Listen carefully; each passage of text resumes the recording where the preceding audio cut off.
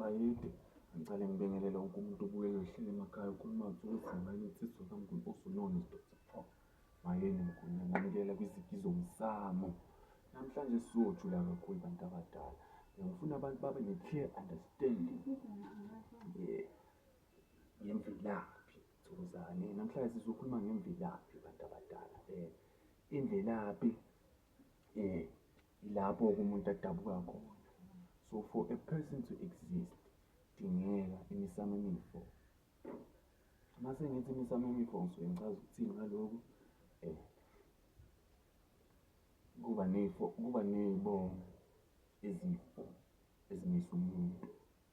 Kuba esokuqala sakhaba umama, kube sesibili sakhaba umama,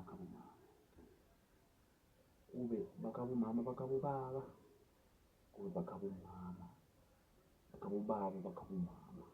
Angazi noma ngizwakala. Kodwa umuntu uthi ukuthi abe khona umiswa yile misamo emi-4. So masiza kumpande abantu abadala, impande ijule kakhulu. Enkathini zamanje sinokubona ukuthi amakhaya awasazwani, mhlawumbe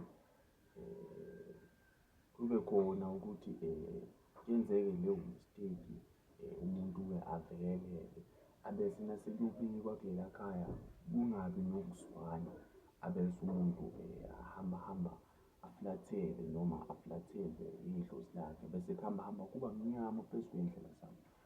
Inkinga isuke isekuthenini wangabi nokuzwana wena namadlozi wakho angithi.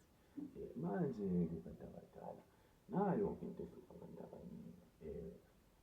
Into ehlupha abantu abaningi esikhathini esiningi yilokubiza noma ukusebenzisa isibongo esi-wrong noma ukubiza amadlozi ama-wrong. Le nto le isuke yenzeka kanjani? Mhlawumbe ey'nkathini ey'ningi iyenzeka ukuthi kube ukuthi umuntu bamfumbethise umuntu ongazowani. Ngayibeka kanjani?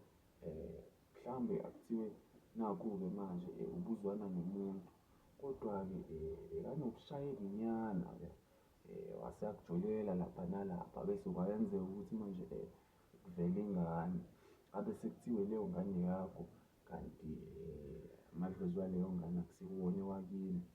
Uzoyithatha-ke leyo ngane uyamukele, abese izinto zakhe ziba mnyama, abese kungakanyi, abe ney'nkinga nje, kube ney'xakaxaka ey'ningi, kube ney'xakaxaka ey'ningi ey'hluphayo le ngane. Ingobani?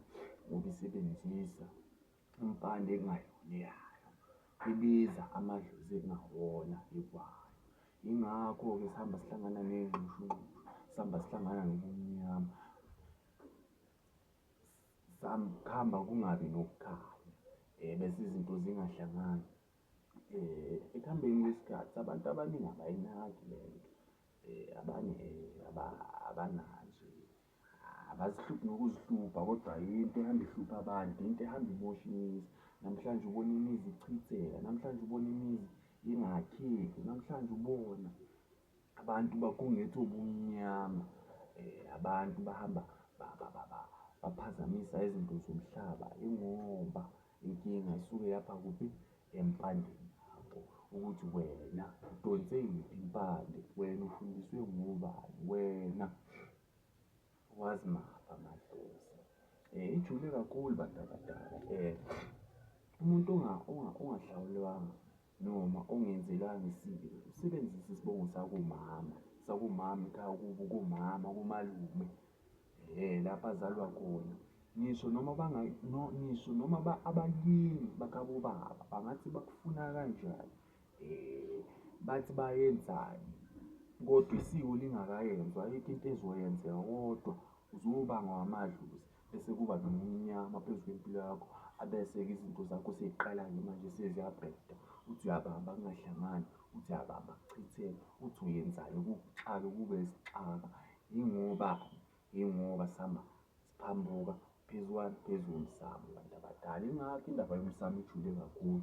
Ngizoke ngelinye ilanga ngiqhaze ngomsamo, kodwa namhlanje bengifuna ukukudlulisa lokhu ukuthi siyaphambuka ey'ndleleni zethu ngenxa yokuthi sisebenzisa noma sibiza izinto izinto ezi-wrong ekungazona ezethu, abese abanikazi balezo zinto balethe iy'xaka phezu kwey'mpilo zethu. Ngiyathemba ukuthi lokhu ebengikudlulisa namhlanje kuzosiza umuntu lapha ngaphandle. Ya, uma ungawazi amadlozi wakho, hhayi, angazi ukuthi uzenza kanjani, kodwa uzozama ukukhuluma nabo nomama, umbuze mhlawumbe ukuthi okay, nobaba wasekuhambani. Uma ngabe-ke nabo abazali, ngoba abazali phela ngesinye isikhathi abafuni ukukhuluma.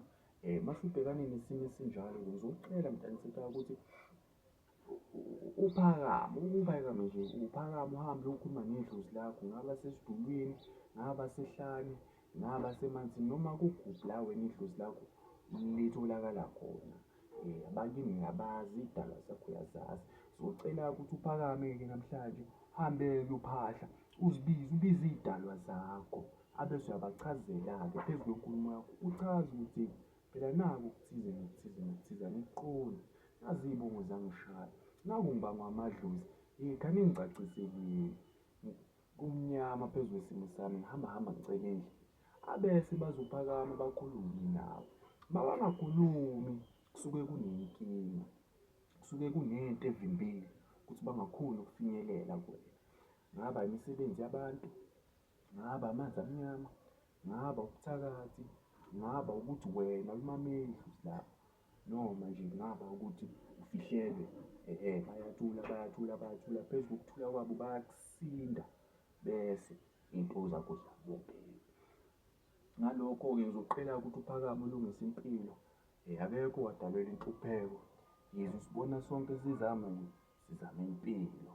Yingakho-ke kutheni ukuthi ikusasa lethu siziphethele lona abantu abadala. Yingakho-ke bengicela ukuthi namhlanje uke mani uphakame, uma kunenkinga mani, noma kuyini mani ongakutholisisi, hamba uyofuna ulwazi. Go and seek help, go and seek advice. Uzowazi nawe, ukwazi ubone ukuthi kuhambani, kwenzakalani, okay, la konakele khona ulungisa kanjani bantu abadala. Ngoba izinto ezizivimbayo ukuthi siphumelele ey'mpilweni zethu, kube nokukhanya, yizo lezi zinto lezi ezincane esingaziboni noma esingazithatheli ekhanda. Abese ziyasivala-ke, bese kuba mnyama phezu kwey'ndlela zethu. Yingakho-ke namhlanje nginibhalele ithuba, ngizidedicate-ile kwizigi zomsamo. Ngizoke nginixoxele ngijule ngazo zonke izigi zomsamo. Abese-ke abantu badala nizovuleka ikhanda, nivuleke ney'fuba, ngithole nobuhlakani, abese nenze okulungile, bese sonke siyaphumelela. Ngoba akekho owadalelwa inhlupheko, akekho owadalelwa ukuthi azoba yisixabe ezweni. Ngiza kini-ke namhlanje ngibonga ithuba kubo bonke abantu abadlala lezi zinto zethu ey'nkundleni zabo. Ngiyabonga, inkosi inandisele kakhulu. Phezu komsebenzi ngithi akwande kukhanye. Nawe ohlushwa amadlozi lapho, zama ukuphakama, uthole a clear understanding ukuthi kungani abantu bakuhluphayo, inkinga ikephi, ngoba angeke uphazamiseke kudinga inkinga. Thokozani. Ukhuluma Dr. Prof Mayeni, also known as Thokozile Mayeni, insizwa kaMnguni. Tuned in to izigi zomsamo. Ngithanda nonke, ngiphile, ngibusiseke lapho nikhona. Ndaweni. Thokozani.